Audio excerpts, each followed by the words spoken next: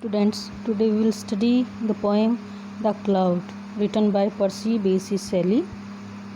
Before beginning the poem, let's have a little introduction about the poet. Percy Bysshe Shelley, born on 4th of August 1792 and died on July 8, 1822. He was one of among the youngest romantic poet. He is considered as the most famous romantic English poet, and he is also considered to be among the finest lyrical poets of the English language.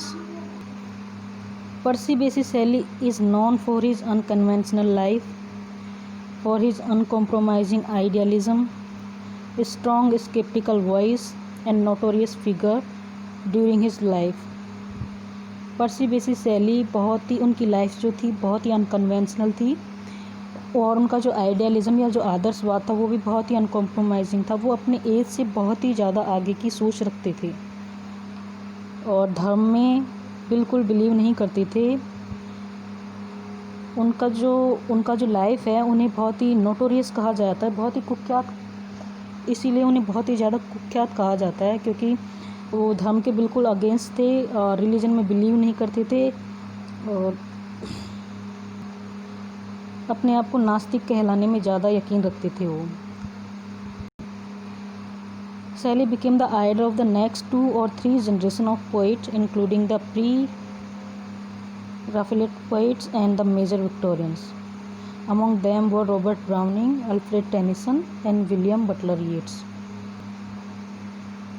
He is famous for his association with contemporaries John Keats and Lord Byron. He was married to the famous novelist Mary Shelley, author of Frankenstein. Shelley wrote the introduction to the 1818 edition of his wife's novel. Percy Bysshe Shelley fell in love with Mary Shelley in 1814 and eloped with her when she was 16 years old. For the next few years, the couple traveled in Europe. Mary Shelley was the daughter of William Godwin and Mary Wollstonecraft, a great feminist of the time. In 1822, Shelley moved to Italy and published the journal The Liberal with Leigh Hunt and Lord Byron. By publishing it in Italy, the 3 men remained free from prosecution by the British authorities. The first edition of The Liberal sold 4,000 copies. Soon after its publication, Percy Bysshe Shelley was lost at the sea on July 8, 1822, while sailing to meet Leigh Hunt, and later his body was found on the shore.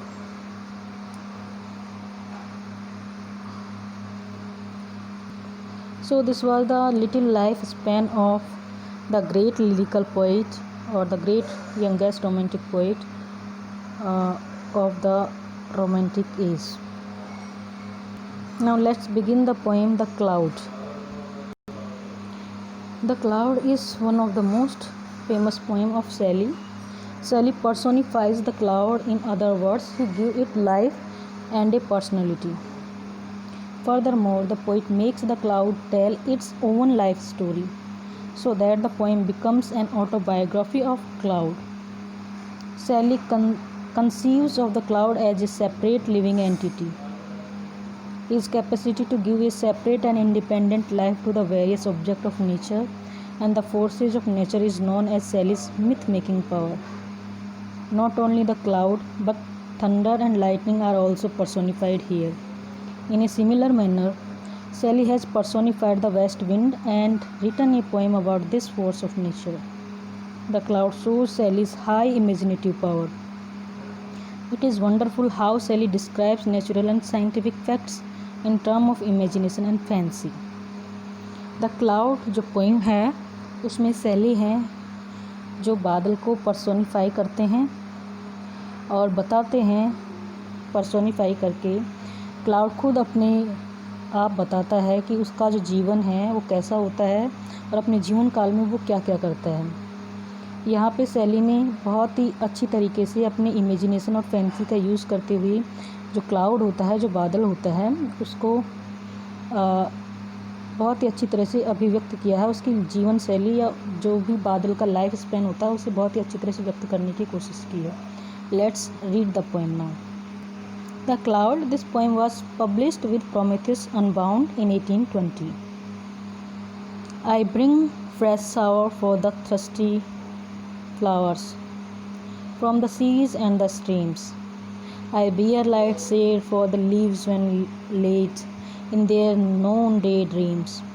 For my wings are shaken the dews that waken the sweet birds everyone, and rock to rest on their mother's breast. As she dances about the sun, I wield the flail of flashing hail, and white the green plains under, and again I dissolve it in rain, and laugh as I pass in thunder. Here the poet personifies the cloud, and the poem begins with I. It means the cloud himself is telling about that I. It means the cloud bring fresh shower for the thirsting flower. जो बादल है वो बहुत ही fresh shower यानी बरसात या पानी की बूंदें है जो लाता है। For whom? For the thrusting flowers, जो बहुत ही प्यासे फूल हैं, फ्लावर्स हैं, उनके लिए वो फ्रेश शावर लाता है, फ्रेश वाटर लाता है। From the seas and the stream, कहाँ से? जो महासागर होते हैं वहाँ से, और जो नदियाँ होती हैं वहाँ से। I bear light shade of the leaves when let in their noonday dreams. From my wings are shaken the dews that waken the sweet birds everyone. Next the cloud says that I bear light shade for the leaves when laid in their noon dreams. जब दोपहर के समय में अपने दोपहर के सपनों में जब पत्तियाँ खोई हुई रहती है या सोई हुई रहती है, तब मैं क्या करता हूँ, उनके लिए लाइट शेड का काम करता हूँ। यानी कि दोपहर के समय जब बादल छा जाते हैं तो एक अंधकार की सी स्थिति हो जाती है, या उनके ऊपर पत्तों के ऊपर छाया होने की वजह से उनकी जो शेड होती हैं, कलर होता है, वो थोड़ा लाइट कलर में दिखाई देता है। इसलिए क्लाउड कहता है कि I bear light shade for the leaves when laid in their noonday dreams. For my wings are shaken the dews that waken the sweet birds everyone. फिर क्लाउड कहता है कि for my wings are shaken the dews that waken the sweet bird everyone when rock to rest on their mother's breast.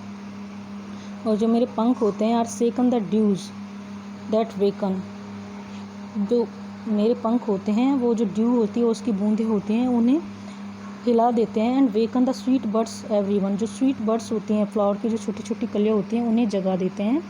वहन कब? When rock to rest on their mother's breast, जब वो छोटी छोटी कलियाँ अपने पौधों पे लगी हुई होती है या अपनी माँ के सीने में, गोदी में आराम कर रही होती है, तब मैं उन्हें क्या कर देता हूँ, जगा देता हूँ। अपनी पंखों की जो फड़फड़ाहट होती है या बरसात जो मैं करता हूँ उसके द्वारा जो छोटी छोटी बूंदें गिरती हैं, उनसे उस छोटी छोटी कलियाँ जो अपनी माँ की गोद में सोई रहती हैं उन्हें मैं जगा देता हूँ। As she dances about the sun, I wield the flail of the lashing hail and whiten the green plains under, and then again I dissolve it in rain and laugh as I pass in thunder. Next the poet says that I wield the flail of the lashing hail and whiten the green plains under. मैं हैं जो नीचे की जो ज़मीन या मैदान होते हैं उनको हेल यानी ओले जो होते हैं उनके द्वारा लैस कर देता हूँ, उनसे भर देता हूँ। And whiten the green plains under, और जो मैदान होते हैं, हरे मैदान होते हैं, उन्हें बिल्कुल जो ओले होते हैं उनकी चादर से ढक देता हूँ, उन्हें एकदम सफ़ेद कर देता हूँ। And then again I dissolve it in rain and laugh as I pass in thunder, और फिर उसके बाद दोबारा मैं बरसात के रूप में इन्हें पिघला देता हूँ। And laugh as I pass in thunder, और मैं जैसे ही गुजरता हूँ तो बहुत तेज़ जो तूफ़ान होता है जिसकी आवाज़ सुनते हैं लोग, वो मेरी क्या होती है, हंसी होती है। यानी कि मैं वहाँ से गुजरते हुए जो थंडर की आवाज़ सुनाई देती है, वो मेरी हंसी होती है जब मैं वहाँ से गुज़रता हूँ या कहीं से गुज़रता हूँ।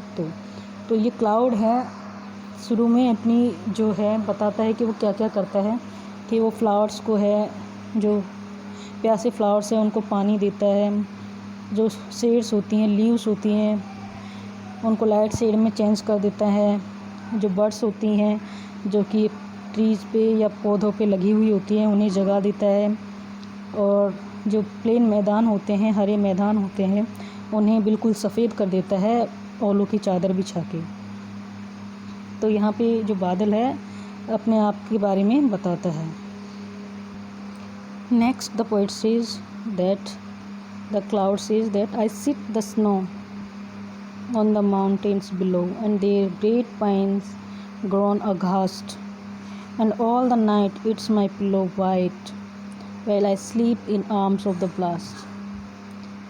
बादल कहता है कि I sit the snow on the mountains below. मैं है जो क्या करता हूँ, जो नीचे स्थित जो माउंटेन्स हैं, पहाड़ियाँ हैं, उनके ऊपर स्नो या बर्फ़ बिठा देता हूँ। And their great pines groan aghast, और जो उन माउंटेन्स पे जो पाइन के पेड़ होते हैं, वृक्ष होते हैं, एकदम से चीखते हैं, बहुत दर्द भरी कराह उनसे निकलती है। क्यों? क्योंकि जब तेज़ वर्षापात होता है या हिमपात जिसे बोलते हैं, बर्फ़बारी होती है और स्नो गिरती है, तो जो माउंटेन्स होती हैं वो बिल्कुल वाइट हो जाती हैं। और जब स्नो रेन होती है तो जो पाइन के वृक्ष होते हैं या ट्रीज़ होते हैं, उनसे चीख की आवाज़ सुनाई देती है। यानी कि जब बरसात होती है तो बहुत तेज़ थंडर स्टॉर्म भी आता है, बहुत तेज़ आवाज़ होती है। तो इसको पोएट कह रहा है कि जो पाइन के वृक्ष होते हैं वो क्या करते हैं, चीखते हैं, या उनसे बहुत ही तेज़ दर्द भरी आवाज़ निकलती है। And all the night it's my pillow white while I sleep in the arms of the blast. और पूरी रात्रि ये जो स्नो वाइट माउंटेन्स हैं ये क्या करते हैं, मेरे लिए एक पिलो का काम करते हैं। मैं ये जो तूफ़ान है या जो ब्लास्ट है उसकी गोद में पूरी रात सिर रख के इस तकिए में मैं सोता हूँ। Sublime on the towers of my sky's bowers, lightning my pirate sits. Sublime on the towers of my sky's bowers. दूर स्काई में जो मेरे बावर्स हैं या मेरा जो बगीचा है जहाँ मैं रहता हूँ, वो बहुत ही सबलाइम प्लेस है।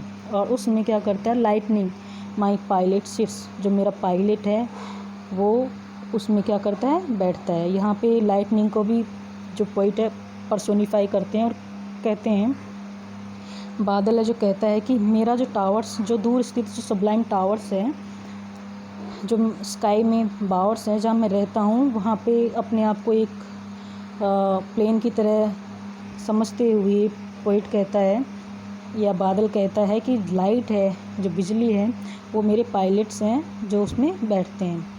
इन a cavern under is fettered the thunder, it struggles and howls at fits.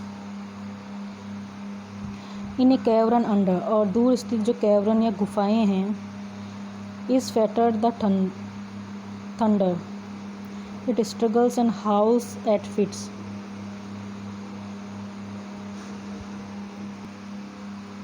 In a cavern under is fetter the thunder, is it struggles and howls at fits.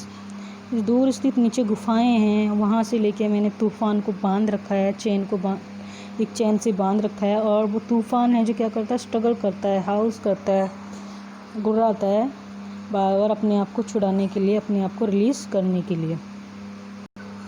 This might be the image of the cloud when he soars snowflakes on the mountains, and the mountains covered with white snow, and where he sleeps at night. And second imagery of the lightning and thunder. This might be the image of lightning as the pilot of the cloud who sits on the sublime bars of the skies, and this is the image of the thunder, which is fettered by the cloud, and thunder struggles to release itself. Next, the cloud says that over earth and ocean, with gentle motion, this pilot is guiding me, lured by the love of the genie that move in the depth of the purple sea. बादल कहता है कि over the earth and ocean, पृथ्वी के ऊपर और जो महासागर है उनके ऊपर, this pilot is guiding me with gentle motion, जो मेरा पायलट है यानी कि जो बिजली है जिसको उसने अपना पायलट मान रखा है, वो मुझे गाइड करती है विद जेंटल मोशन, और बहुत ही धीमी गति से मुझे चलने को कहती है या मुझे चलाती है। lured by the love of the genie that moves in the depth of the purple sea. Next, the cloud says that lured by the love of the genie that move in the depth of the purple sea. यानी कि मैं क्या करता हूँ, lured by the love of genie that moves in the depth of the purple sea. जो जीनी है या जो स्पिरिट है जो कि डेप्थ ऑफ द सी यानी कि जो बहुत ही पर्पल सी है, सी का कलर कैसा होता है, पोइटनी पर्पल कलर का जो सी है उसकी गहराई में जो जीनी रहता है, स्पिरिट रहती है, उसके लव या उसके प्रेम द्वारा मैं बहुत ज़्यादा आकर्षित हो जाता हूँ। और उसके बाद over the rills and the crags and the hills over the lakes and the plains wherever the he dreams under mountain or streams the spirit he loves remains and I all the while bask in heaven's blue smile whilst he is dissolving in rains. कि उसके प्रेम से आकर्षित होते हुए या समुद्र का जो प्रेम है उसकी जो स्पिरिट है उसे मैं आकर्षित होते हुए, उसके बाद जो रिल्स होती हैं, पहाड़ियाँ होती हैं, क्रैक्स होते हैं, चट्टानें, उनके ऊपर और द लेक्स जो झीलें होती हैं, मैदान होते हैं, वेयर एवर ही ड्रीम्स, जहाँ कहीं भी जो समुद्र की स्पिरिट है या उसकी जो आत्मा है, जो स्पिरिट्स हैं, वो सपने देखती है अंडर मोशन और streams, under mountain or streams, चाहे वो पहाड़ियाँ हो, चाहे से वो छोटी छोटी नदियाँ हों, the spirit he loves remains, और जहाँ जहाँ वो स्पिरिट रहना चाहती है, जहाँ जहाँ उन जिन जगहों को प्यार करती है, and I all the while bask in heaven's blue smile, मैं ईश्वर की कृपा से या हेवन की ब्लू स्माइल या जो ईश्वर की कृपा है उसके साथ मुस्कुराते हुए हर कहीं क्या करता हूँ, बरसात करता हूँ whilst he is dissolving in rain, और उसी समय वो क्या करता रहता है, अपने आप को या जो समुद्र है अपने आप को रेन के अंदर बदलता रहता है। यहाँ पे जो बादल है वो एक तरह से साइक्लिक मोशन होता है बरसात के, उसके बारे में बताता है, यानी कि जो समुद्र है उसी से स्टीम उठती है और उसी के कारण बादल बनते हैं, और फिर वो बादल है जो जगह जगह जाके, चाहे वो पहाड़ हो, मैदान हो, नदियाँ हो, नाले हों, वहाँ बरसात कर देते हैं। तो बादल यही कह रहा है कि मैं जो समुद्र की स्पिरिट है उसके साथ मेरा गहरा लगा हुआ संबंध है, मैं उससे प्रेम करता हूँ, और उसके कहे अनुसार जहाँ भी वो चाहता है, जिन स्थानों पे समुद्र रहना चाहता है, वो अपने आप को पानी के अंदर बदल देता है, और फिर मैं उसकी इच्छा अनुसार जहाँ कहीं भी वो चाहता है बरसात में कर देता हूँ। Now see the summary of first and second stanza. The cloud brings rain to refresh the fading flowers. जो बादल है, पहले स्टेंजा को डिस्क्राइब करते हुए हम देखते हैं कि जो बादल है फ्रेश फ्लावर्स के लिए फ्रेश वाटर लाता है। It brings this rain from ocean and rivers, और the cloud cast shades over leaves at noon time when they seems to be asleep and dreaming. Drops of water fall from the clouds to awaken the sleeping birds which has gone to sleep on their mother's breast. The cloud flings below on earth the hailstone which makes the green field look white. The loud sound of thunder is the laughter of the cloud. In these lines, several activities of the clouds are depicted in a series of pictures. इस पूरे stanza में जो cloud की activities हैं बहुत ही अच्छी तरह से एक सीरीज़ के रूप में पिक्चराइज़ की गई हैं। क्लाउड है जो फ्रेश वाटर लाता है फ्लावर्स के लिए नदियों और नालों से, और दोपहर के समय में जो पत्तियां सोई हुई रहती हैं, जो सपनों में खोई रहती हैं, उन्हें जगाता है। And drops of water fall from the cloud, जो पानी की बूंदें हैं, वो छोटी छोटी कलियां जो अपनी मदर्स की गोद में या पेड़ों की गोद में सोई हुई रहती हैं, उन्हें जगाने के लिए पानी की बूंदें गिराते हैं। The cloud flings below on earth the hell stone which make the green field look white. जो बादल है वो मैदानों के ऊपर ओलों की बरसात करता है जिसके कारण पूरा मैदान सफ़ेद हो जाता है। The loud sound of thunder is the laughter of the cloud. जो बादल है उसका जो लाफ्टर है या जो थंडर की जो साउंड है वो बादल का क्या है, हंसने की या ज़ोर से जो खिलखिलाहट भरी हंसी होती है वो शो करती है। दूसरे स्टेंजा की समरी हम देखते हैं। Snowflakes fall from the cloud on mountains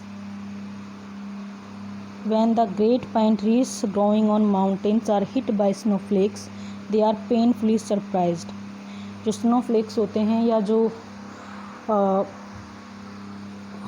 हिमपात होता है पहाड़ी क्षेत्रों में, उसके कारण जो वहाँ उगे हुए जो पाइन के वृक्ष हैं वो एकदम से उन स्नोफ्लैक्स से टकराते हैं, तो उन्हें बहुत ही ज़्यादा दर्द या कराह या चीख भरी उनसे आवाज़ निकलती है और उसके कारण वो बहुत ही सरप्राइज होते हैं। The snow covered top of a mountain serves as a white pillow for guides the cloud in the arm of a storm. और जो स्नो से ढकी हुई जो चोटियाँ होती हैं माउंटेन्स की, वो एक पिलो का काम करती है। And the cloud in the arm of a storm, और जो तूफ़ान होता है उसकी गोदी में जो बादल है रात्रि के समय सोता है। Lightning sits the pilot that guide the cloud in the course of its journey. और जो लाइटनिंग है, जो बिजली है, वो एक पायलट की तरह बैठती है बादल के ऊपर और उसे उसकी जर्नी में सहायता करती है आगे बढ़ने के लिए। Lightning sits on the high towers of the aerial dwelling of the cloud. और जो लाइटनिंग है, जो दूर स्थित बहुत ही ऊंचाई पर स्थित जो टावर हैं, हवा के बने हुए बादल हैं, उनकी ऊंचाई हवा से भी ऊपर बहुत ही ऊंचाई पर स्थित बादलों पे बैठती है। Thunder is chained below it. और जो तूफान होता है उसके नीचे बंधा हुआ है, यानी कि बादल के ऊपर बिजली बैठी हुई है और उसके नीचे तूफान बंधा हुआ है। The thunder struggle for release and its howls are heard at intervals. जो तूफान है वो अपने आप को छुड़ाने के लिए प्रयत्न करता है और उसकी जो गुर्राहट है बीच बीच में सुनी जा सकती है। Lightning which is a pilot for the cloud guides it's gently और अर्थ एंड ओशन। और जो बिजली है वो बादल को गाइड करती है धरती के ऊपर और आकाश के ऊपर। Lightning is in love with the spirit who dwell in the depth of ocean. बिजली है जो कि दूर स्थित डेप्थ है ओशन की, वहाँ तक बादल को लेके जाती है और बादल का जो प्रेम है उस ओशन से बहुत ही गहरा है। Urged by the love lightning flashes over stream and rocks over hills and flex and over plains. और समुद्र के प्रेम के प्रति आकर्षित होते हुए जो बिजली है या बादल हैं, बिजली के द्वारा गाइड करते हुए बादल पहाड़ों पे, मैदानों पे, चट्टानों पे सब जगह बारिश करता है।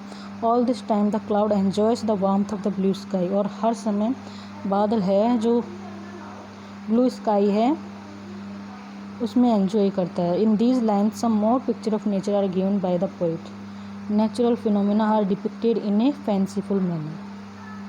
So this is the part 1 of the cloud. Thank you.